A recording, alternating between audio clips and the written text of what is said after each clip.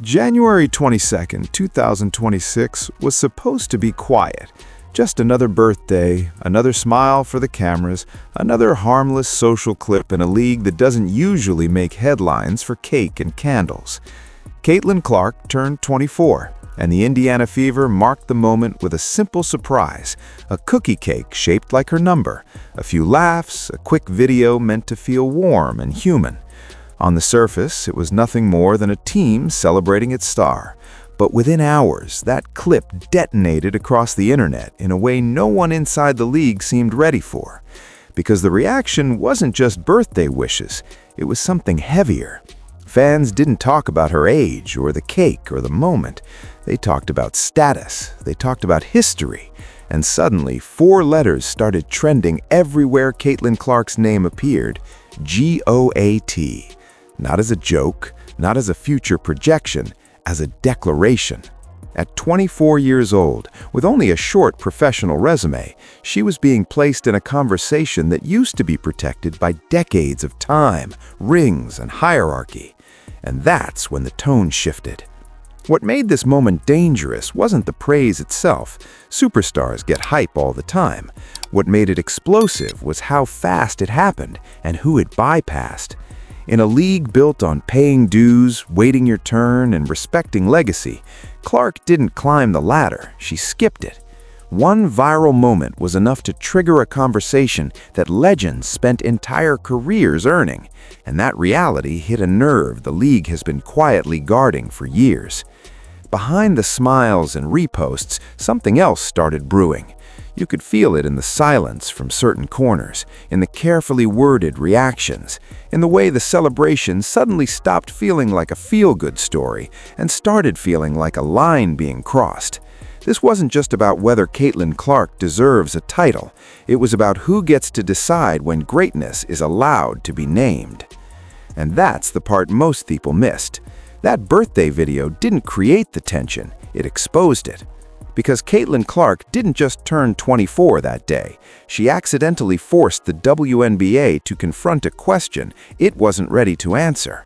What happens when the future arrives faster than the past can accept? When Caitlin Clark first arrived in the WNBA, the conversation around her wasn't hostile, but it was cautious. The talent was undeniable, yet the questions came fast and loud. Could her game survive the physicality? Would her range still matter against elite defenders who closed space faster and hit harder? Was the hype built for highlights, or could it translate into wins when every possession was a grind?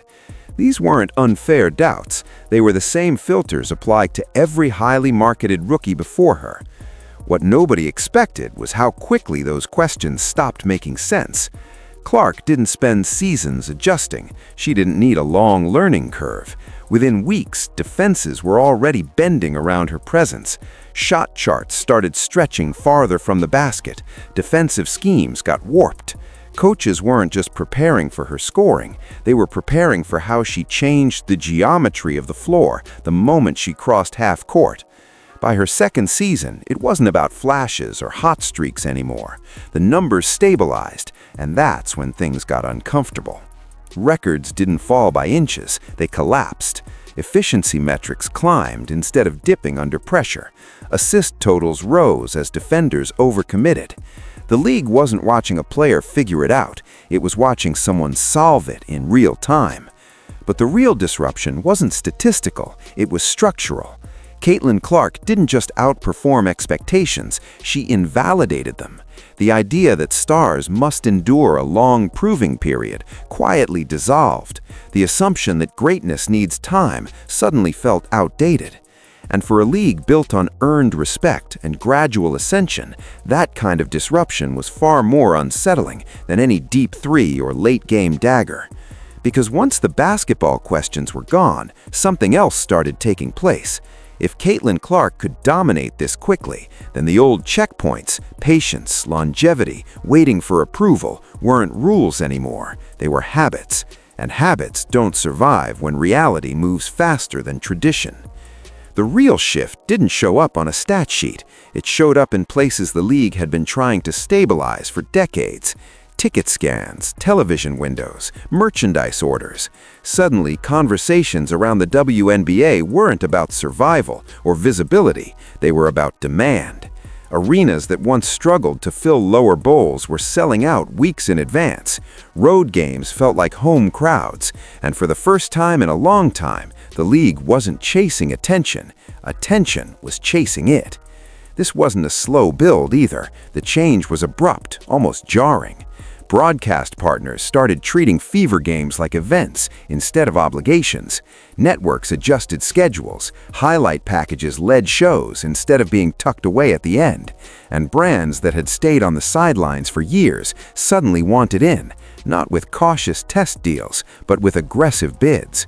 The market wasn't reacting to potential, it was reacting to proof. What made this moment so destabilizing is that the growth wasn't abstract, it was traceable. You could draw a straight line from Caitlin Clark's arrival to the surge in interest, and that kind of clarity makes people uncomfortable. Because once impact becomes measurable, arguments about timing and patience start to fall apart. This wasn't about hope for the future of women's basketball. It was about the present being more valuable than anyone planned for. And then came expansion. Conversations that used to move at a crawl suddenly picked up speed. New markets didn't ask if women's basketball could work, they asked how fast they could get in. Ownership groups treated franchises like assets instead of experiments. That shift alone changed the power dynamics inside the league. Because profitability doesn't just validate a product, it reorders influence. That's when the tension really set in. Caitlin Clark wasn't just redefining what a superstar looked like on the court, she was redefining what mattered off it. Revenue, reach, leverage. These became part of her resume whether anyone liked it or not. And once a player becomes central to the league's economic gravity, the conversation is no longer about basketball alone. It's about control. The GOAT conversation didn't bother people because it existed. It bothered them because of when it arrived. In the WNBA, that label has always been guarded by time. Careers measured in decades, championships stacked slowly, respect earned layer by layer. Greatness was something you aged into, not something the public handed you before your prime. And then Caitlin Clark shattered that rhythm. At 24, she wasn't supposed to be here yet. The league's unspoken rules say you wait, you accumulate seasons, you win titles, you survive long enough for history to soften into nostalgia. But Clark disrupted that timeline by forcing a different kind of evaluation, one based on impact instead of longevity. And once fans started using that lens, the old measuring sticks suddenly looked fragile. What made it sting wasn't that people were calling her the greatest, it was that the argument didn't sound ridiculous anymore. The eye test matched the numbers matched the business surge, and the business surge matched the cultural pull. When all three align, debates stop being theoretical, they start feeling final, even if the career is still young. That's why the pushback came dressed as principle. Rings matter, team success defines greatness, respect the process. On the surface, those are reasonable positions, but underneath them was something else, the fear that the standards themselves were losing authority. Because if greatness can be recognized without championships, then the hierarchy that protected past legacies starts to erode. This wasn't about protecting basketball values, it was about protecting order. The GOAT debate hit a nerve because it suggested that the league no longer controls when greatness is declared. Fans do, the market does. And once that shift happens, there's no going back to waiting your turn. The resistance didn't arrive as open attacks. That would have been too obvious. Instead, it showed up in subtler ways, the kind that only stand out if you're paying close attention.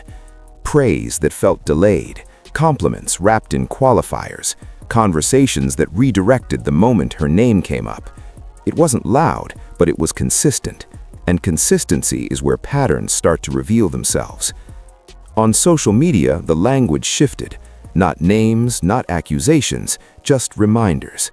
Championships define greatness, longevity matters, earn it the right way. None of these statements mentioned Caitlin Clark directly, yet they followed her everywhere.